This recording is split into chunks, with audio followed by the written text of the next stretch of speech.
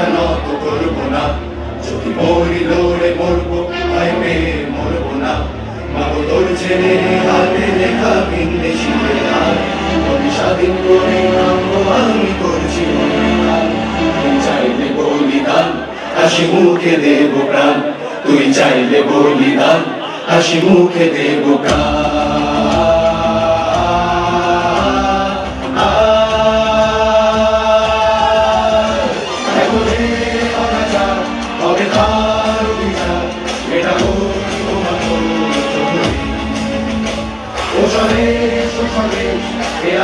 পর্দায় যখন তার জীবনের আলো আঁধারি ফুটে উঠেছে তখন দর্শকরা চমকে উঠেছেন। দর্শকদের মনে একটা প্রশ্নই জেগেছে, ব্রিটিশের ভিত নড়িয়ে দেওয়া তিনি কি কোনো বিপ্লবী ছিলেন, নাকি কলকাতার বুকে ঘটে চলা ব্যাংক ডাকাতির অন্যতম দাগী আসামি ছিলেন?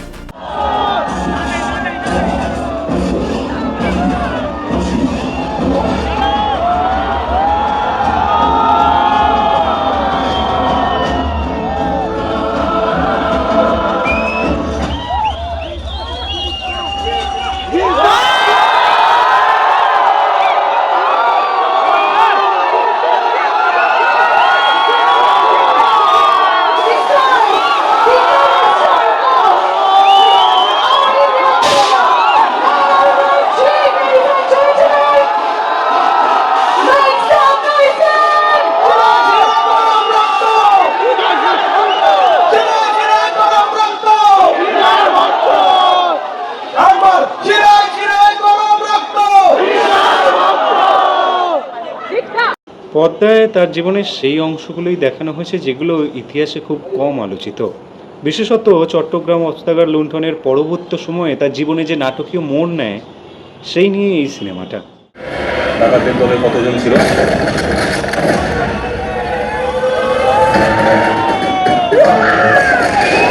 জঙ্গলে হায়না শিয়াল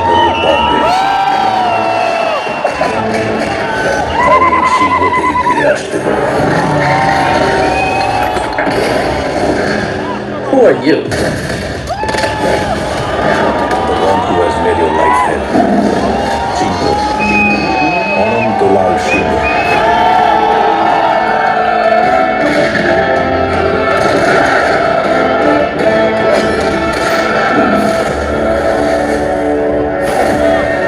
ওরা ব্রিটিশ কোম্পানির চিহ্নতে 3টে সিংহকে দেখেছে।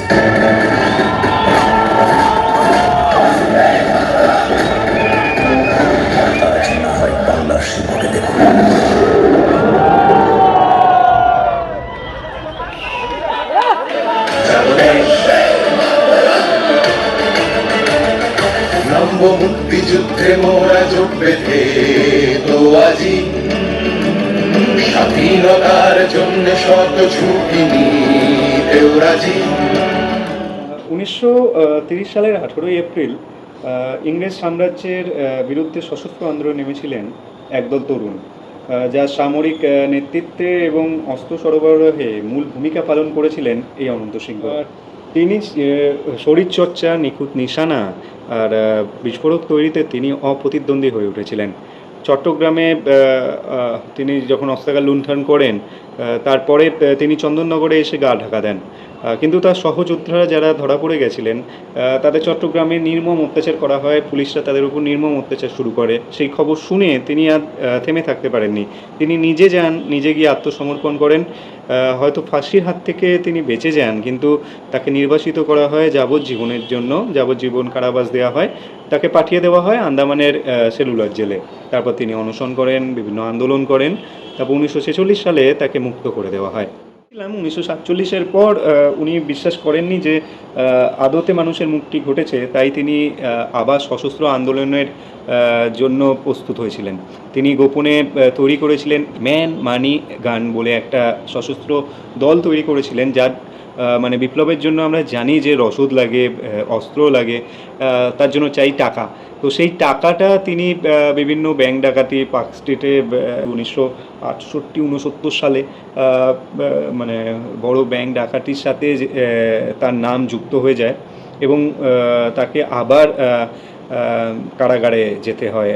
মানে ঝাড়খণ্ডের জাদুগোড়ার গহীন অরণ্য থেকে, জঙ্গল থেকে তাকে পুলিশ গ্রেপ্তার করে নিয়ে আসে এবং তার আবার মানে জেল হয়, তার এই পুরো ব্যাপারটা নিয়েই এই পুরো ব্যাপারটা কিভাবে কি হয় না হয় সেই পুরো ব্যাপারটা নিয়েই এই সিনেমাটা। অবশ্যই আপনারা হলে যান, হলে গিয়ে এই সিনেমাটা দেখুন এবং অবশ্যই আমাদের যারা ইয়ং জেনারেশন আছে তাদের অবশ্যই গিয়ে জানা উচিত আমাদের এই যে আমরা বসে কথা বলছি বা আমরা ভিডিও বানাচ্ছি, ভিডিও দেখছি, স্বাধীনভাবে ঘোরাফেরা করছি, মানে সেটা যে সমস্ত মানুষদের আত্মত্যাগ আত্মবলিদান থেকে এসেছে তাদেরকে অবশ্যই আমাদের সম্মান করা উচিত, তাদের সম্বন্ধে জানা উচিত।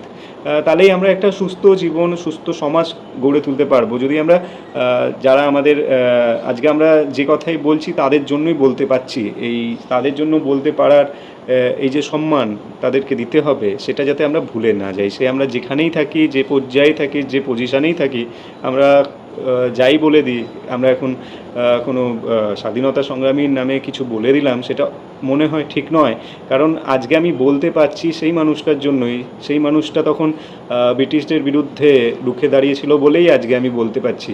তো অবশ্যই যদি নিজের সম্মান থাকে, মানে নিজের সম্মান যদি রাখতে হয়, তাহলে আমাকে অবশ্যই তাদের আত্মবলিদানের প্রতি সম্মান রাখতে হবে। তাহলেই আমি সম্মান পাবো, নইলে আমি সম্মান পাবো না।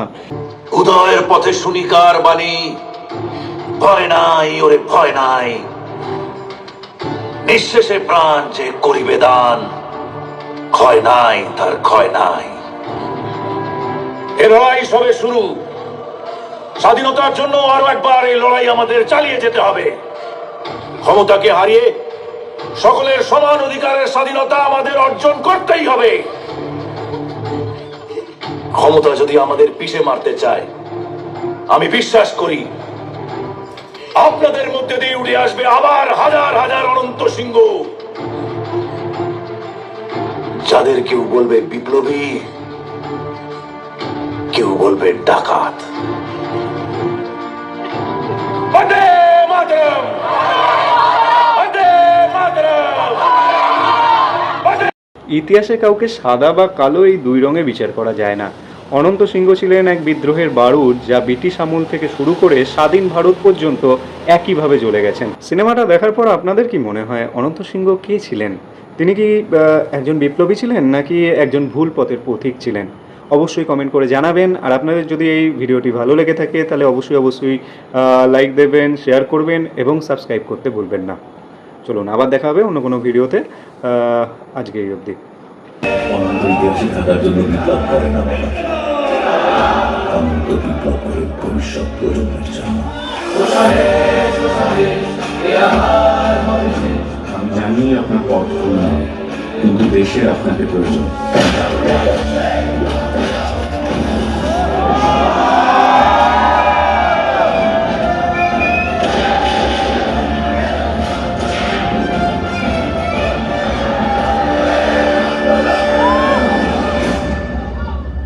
কি মনে হচ্ছে আমি বিপ্লবী না ডাকাত?